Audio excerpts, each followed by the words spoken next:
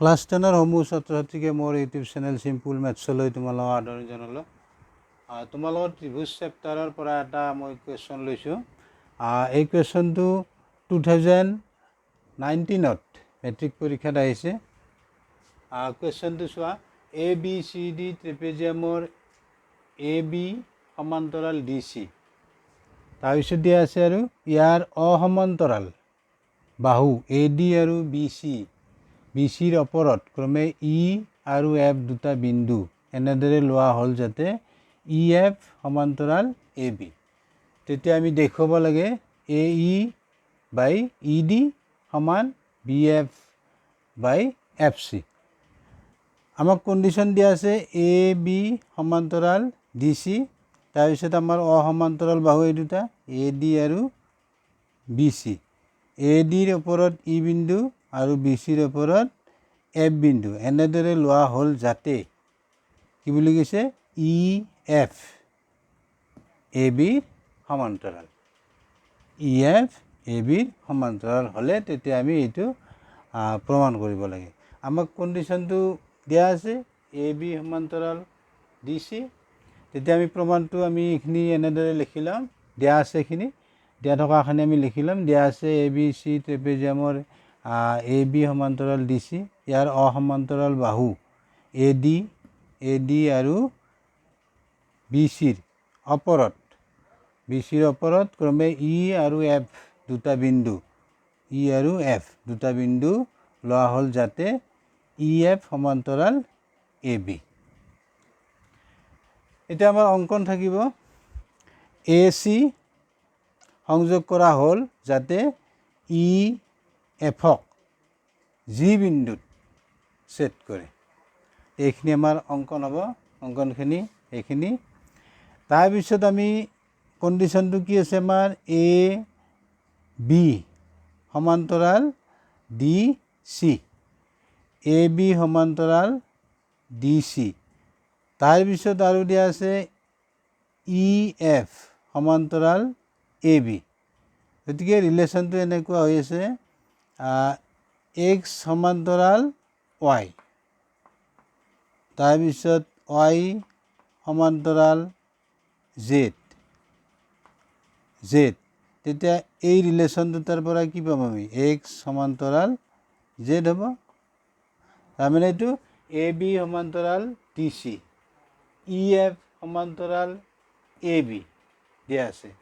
গতিকে আমি কি পাম, আমি এনেকৈ পাম EF সমান্তৰাল AB বা EF সমান্তৰাল DC আমি লিখিব পাৰোঁ কণ্ডিশ্যনটো এইখিনি।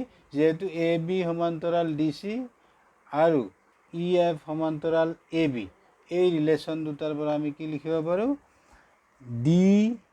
DC সমান্তৰাল EF। AB কমন আছে, কমনটো বাদ দিয়া, তেতিয়া EF সমান্তৰাল DC হ'ব। পালোঁ আমি। এইটো তোমালোকে পাইছা 9ত। কোনো ৰেখাৰ সমান্তৰালকৈ থকা ৰেখাবোৰ পৰস্পৰ সমান্তৰাল, এই কণ্ডিশ্যনটো আমি পাইছোঁ 9ত পাইছোঁ। এইখিনি তোমালোকে স্ক্ৰীনশ্বট মাৰি লোৱা।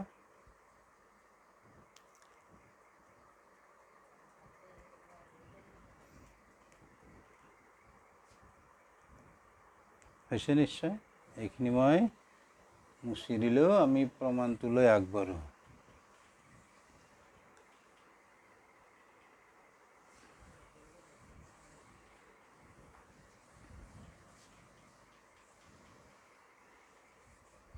এতিয়া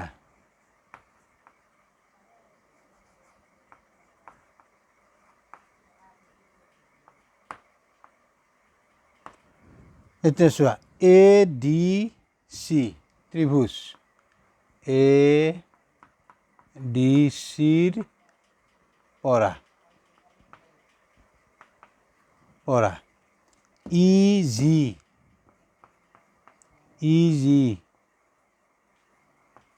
সমান্তৰাল DC হ'ব,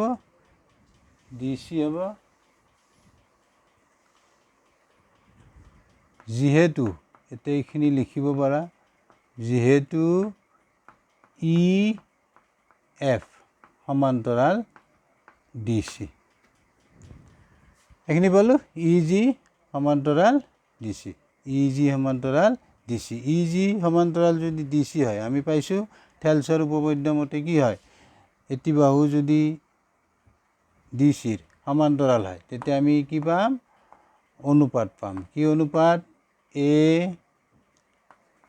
ই by E D equal A G by G C এইটো 1 দি থবা উপপাদ্যটো লিখি দিবা থেলছৰ উপপাদ্য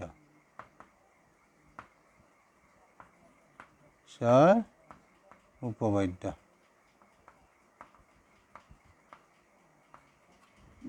মোৰ টেবুলত ৰাখিব থেলছৰ উপপাদ্য এইটো হ'ল এইটো আমি 1 নম্বৰ দি থলোঁ ইয়াৰ পিছত আমি আকৌ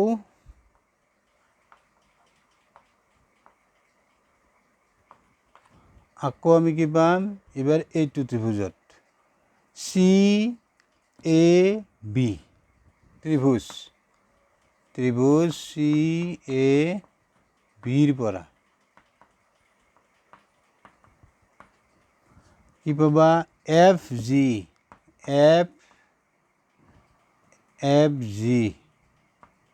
সমান্তৰাল বি এ হ'ব যেহেতু ই এফ এ বিৰ সমান্তৰাল গতিকে এফ জি বা জি এফ এ বিৰ সমান্তৰাল বা বি এৰ সমান্তৰাল হ'ব এতেকে কি পাম আমি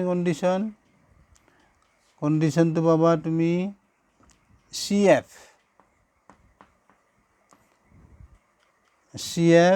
বাই এফ বি তাৰপিছত চি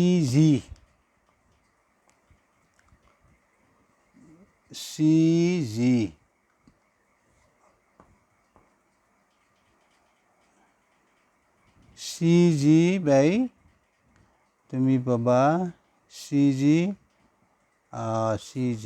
ওপৰত যাব চি জি ওপৰত হ'ব চি জি জি এ এইটো পাম এইটো তুমি থেলছৰ উপপাদ্য লিখিবা এতিয়া চোৱা ইয়াতে জি চি তলত আছে ইয়াতে ওপৰত আছে গতিকে আমি একে কৰি ল'ব লাগিব ইয়াতে এ জি ওপৰত আছে ইয়াতে তলত আছে গতিকে আমি কি কৰিম প্ৰতিক্ৰম ল'ম প্ৰতিক্ৰম ল'লে কি হ'ব এইটো ওপৰত যাব বি এফ ইয়াক আমি এনেকৈ লিখিলোঁ তাৰপিছত এইটো এফ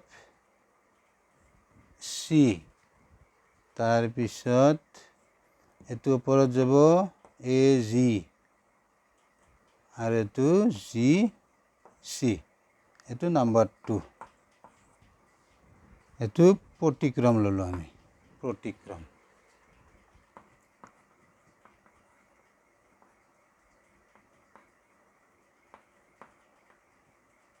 লৈ এতিয়া চোৱা এ ই বাই ই ডি তাৰপিছত এ জি বাই জি চি ইয়াতে কি পালা বি এফ চি আৰু কি আছে ইফালে ইকুৱেল এ জি বাই জি চি এই দুটা চোৱা এই দুটা ছেইম আছে তে একে থকা দুটা বাদ দিয়া তে আমি 1 আৰু 2ৰ পৰা পাম এইখিনি মই মুছি দিছোঁ এইখিনি মুছি দিলোঁ অলপ তে 1 আৰু আমি 2ৰ পৰা কি পাম এতেকে 1 আৰু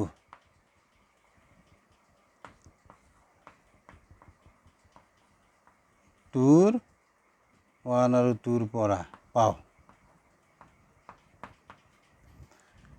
কি পাবা একে থকা দুটা বাদ দিয়া দিলে আমি কি থাকিল A E by E D equal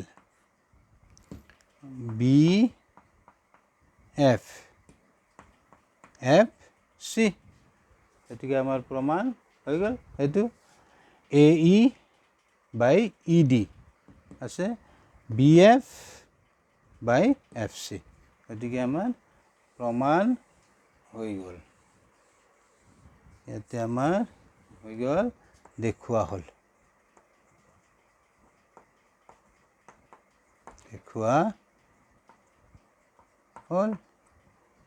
এতিয়া তুমি হৈ গ'ল গতিকে তোমালোকে বুজি পালানে নাই মোক কমেণ্টত জনাবা বাই বাই থেংক ইউ